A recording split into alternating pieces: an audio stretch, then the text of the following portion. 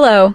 Today Road to GH will reveal Charlotte, the daughter of Valentine and Lulu, had always been different, too sharp, too cold, too intense for a child her age.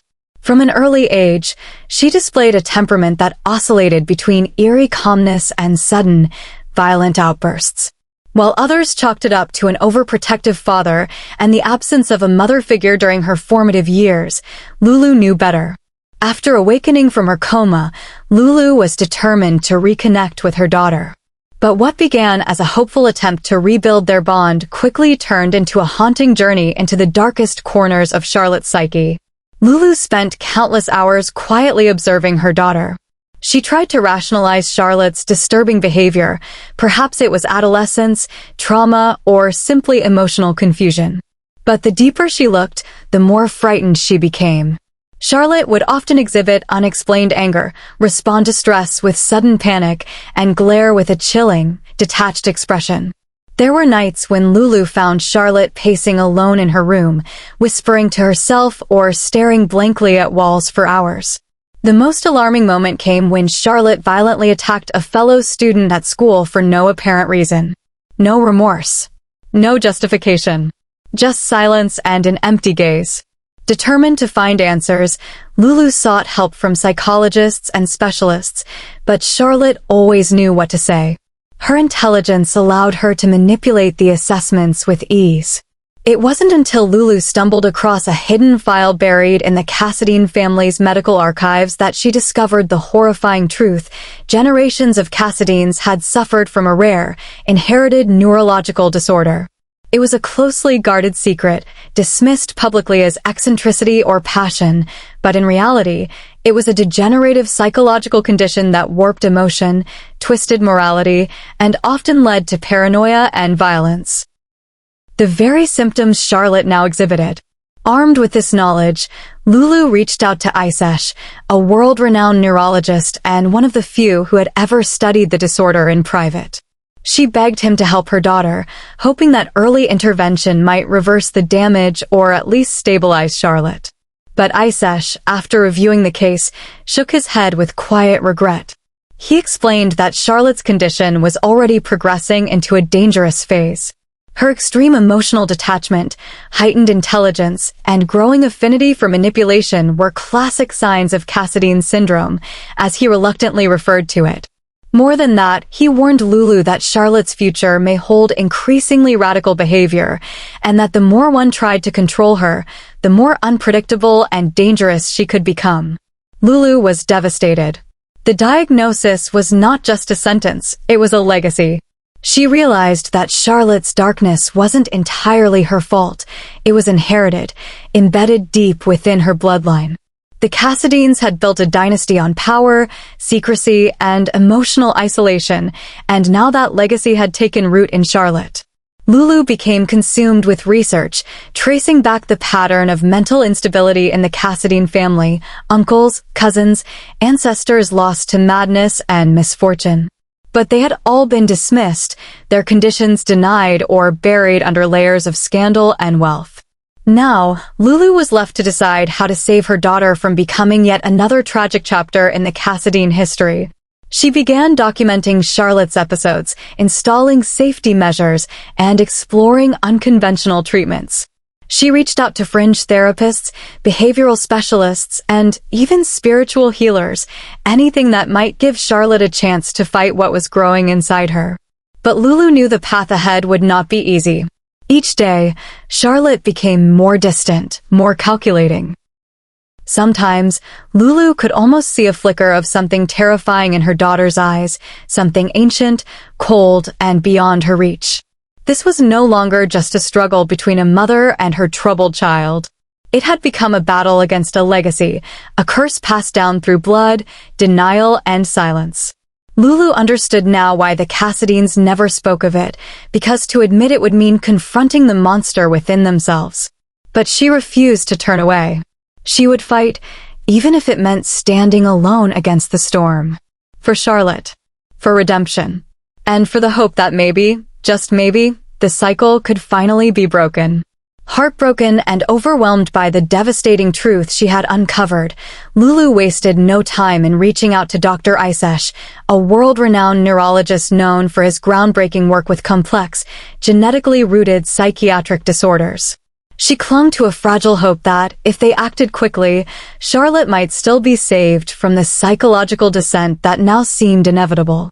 With trembling hands, Lulu handed over Charlotte's detailed medical files, along with the unearthed Cassadine family history, documents that exposed generations of suppressed and untreated mental illness.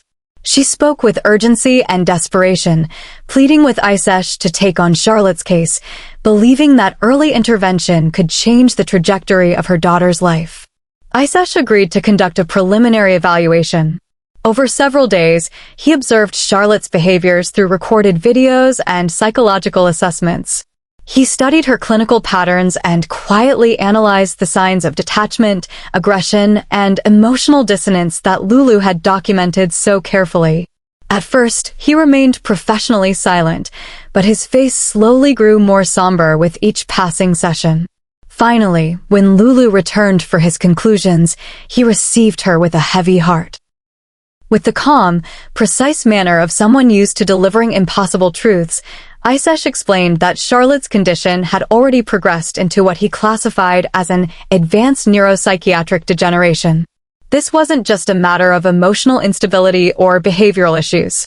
According to him, Charlotte's neurological development was being affected by a rare hereditary condition passed through the Cassadine bloodline, one with both genetic and epigenetic factors that made treatment particularly complicated. He described the illness as a multi-layered neurodegenerative syndrome, one that impaired emotional regulation, empathy processing, and impulse control. While not fully mapped by modern medicine, its signs were unmistakable and terrifying. He paused before delivering the worst of it. Intervention at this stage would be extremely difficult. Conventional therapy would be limited in effectiveness, as Charlotte's mind had already begun forming rigid, unyielding patterns. Psychopharmacological approaches might dull the symptoms, but would come at the cost of her cognitive brilliance. Behavioral therapy, while helpful in younger children, was unlikely to reach her now without full cooperation, which, based on Charlotte's self-aware manipulation and psychological resistance, was doubtful. But more than the clinical hurdles, Isesh warned Lulu of something far more disturbing. He told her that Charlotte's descent into darkness wasn't entirely caused by the disorder. It was being amplified by her environment and, most notably, by the unique psychological legacy of the Cassadine lineage. The family's long history of secrecy, emotional detachment, obsession with control, and inherited trauma created what he called a psychosocial blueprint for extremism. In simpler terms, the illness Charlotte inherited did not emerge in a vacuum. It had been cultivated, even unintentionally, by generations of unresolved madness, unchecked power, and denial. And now, in Charlotte, it had found fertile ground. Isesh was blunt. Charlotte not only exhibited the classic signs of the disorder, but she also showed potential to evolve into a far more dangerous version of it. He referenced warning indicators of what he called extremist psychological adaptation, a process by which individuals with such disorders begin to embrace their detachment and aggression as tools for control and dominance. In Charlotte's case, her intelligence, charm, and ability to mask her symptoms made her uniquely capable of manipulating others while hiding her true state of mind. Left untreated or insufficiently treated, she could grow into a figure of emotional volatility and psychological threat, not just to others, but to herself. Lulu sat in stunned silence, barely able to process the gravity of what she had just heard. The hope she had carried into that room was shattered. The image of Charlotte she had been clinging to, the wounded, misunderstood child who simply needed love and guidance, was now eclipsed by the chilling possibility that her daughter might become a danger to the very people trying to save her. Tears welled in Lulu's eyes as Isesh gently added that, even if there were a treatment path, it would require years of intensive, experimental care and a support system far beyond what most families could provide. But the hardest part, Isesh confessed, was that the Cassadine family's refusal to ever acknowledge the disorder had allowed it to mutate unchecked for generations. Without documentation, study, or acceptance, the condition had grown more elusive and more powerful in its transmission. "You're the first Cassadine to bring this into the light," he said quietly. "But you may also be the last who has a chance to do something about it." Lulu left Isesh's office not with answers, but with a burden that felt heavier than anything she had ever carried. Her heart ached not only for Charlotte, but for the haunting realization that her daughter was fighting an invisible war waged by generations before her. And as the sun set on that harrowing day, Lulu knew one thing for certain. The battle to save Charlotte's soul had already begun, and the cost would be greater than she had ever imagined. Lulu had always believed that love, real, patient, unconditional love, could heal even the deepest wounds. For years, she clung to the hope that she could protect Charlotte simply by being a good mother, by offering the stability and warmth her daughter had been denied in her formative years. But as the truth unfolded before her layer by layer, each one darker than the last, Lulu realized that she was no longer just a mother. She was now the keeper of a legacy shrouded in shadows, the reluctant guardian of secrets buried for generations within the Cassadine name. It began with whispers in old journals, cryptic entries in medical files hidden away in Valentine's private study, and fragments of reports redacted or altered beyond recognition. Lulu spent night after night poring over these materials, uncovering stories that had been long buried, relatives who had vanished without explanation, others institutionalized and quietly removed from public life, and still more whose sudden deaths had been dismissed as tragic accidents. But the patterns were too clear to ignore. There were unmistakable signs of a shared affliction, one that had been passed down like a curse, generations of Cassadines suffering from psychological instability, violent outbursts, hallucinations, and delusions of grandeur, all veiled under the euphemisms of nervous breakdowns or emotional crises. What the world had been told were isolated incidents were, in fact, symptoms of something far more sinister. The more she uncovered, the more Lulu's sense of dread grew. She wasn't just watching her daughter change, she was witnessing history repeat itself. Charlotte's unpredictable behavior, the emotional detachment, the flashes of cruelty, the obsession with control, they weren't simply products of trauma or misguidance. They were signs that she was walking the same dark path that so many Cassadines before her had walked, a path paved with denial, power, and destruction. Lulu found herself haunted by a singular, terrifying question: could Charlotte be saved? Was it possible to break the cycle of madness, manipulation, and pain that had infected the Cassadine bloodline for so long? Or was her daughter destined to become yet another casualty of a family that had always placed legacy above love, secrecy above truth? To the outside world, Charlotte was simply a troubled teenager, a girl shaped by years of parental separation, too much privilege, and too little grounding. Most saw her as a sensitive young woman in need of support, a child who could be guided back onto the right path with enough care and attention. But Lulu knew better. She had seen the subtle shifts in Charlotte's gaze, the moments when her daughter's voice became unervingly calm in the midst of conflict, the way she seemed to study others not with empathy, but with calculation. There was something darker at work, something that no one else was willing to name. And so, Lulu began to prepare, not just as a mother, but as a soldier in a private war. She kept meticulous records, documenting Charlotte's moods, reactions, patterns of behavior. She networked quietly with medical researchers and mental health experts who specialized in rare genetic disorders, hoping to find anyone, who might offer insight or hope. She created contingency plans, backup guardians, safety measures in the house, secure storage for anything that could be used as a weapon. Each step she took felt like a betrayal of her maternal instincts, but she knew it was necessary. Because Lulu was no longer asking how to protect Charlotte from the world. She was now asking how to protect the world from what Charlotte might become. The burden of that question consumed her. Could she love her daughter enough to stop her? Could she sacrifice the illusion of normalcy, of family, of hope, in order to confront the monster that might be growing inside the child she had once cradled in her arms? There were no easy answers, only the suffocating weight of choices no parent should ever have to make.